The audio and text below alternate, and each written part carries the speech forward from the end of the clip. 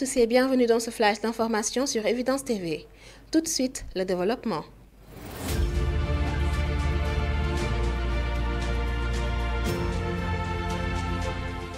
L'actualité avec le changement de lieu de détention de Tahirou Sarr qui passe de la maison d'arrêt et de correction de Rebeuss à la prison du Cap-Manuel. Placé sous mandat de dépôt pour escroquerie sur les deniers publics et blanchiment de capitaux, le transfert de l'homme d'affaires au Cap-Manuel s'est joué entre le week-end et ce début de semaine. A noter que Tahirou Sarr a déposé 2 cautions auprès du pôle judiciaire financier et de l'agent judiciaire de l'État estimé à 419 milliards pour bénéficier d'une liberté provisoire, mais ces demandes ont été rejetées. Le Conseil des éditeurs et diffuseurs de presse du Sénégal dénonce la coupure de certaines chaînes de télévision locales par la télédiffusion sénégalaise. Cette action, en réponse à des retards dans les paiements, s'est effectuée sans préavis ni possibilité de recours.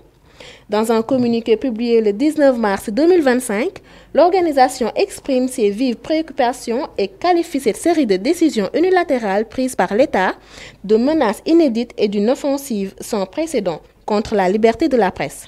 Ainsi, le CEDEPS appelle à une solidarité forte et à une mobilisation générale pour protéger la liberté d'expression et assurer un environnement médiatique libre et indépendant au Sénégal.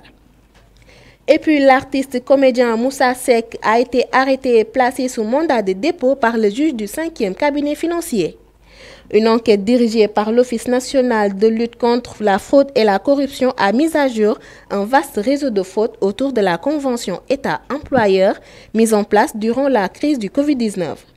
Moussa Seck, faisant partie des personnes concernées, a été interpellé et inculpé pour escroquerie portant sur deniers publics pour une somme de 8,8 millions de francs CFA, faux et usage de faux.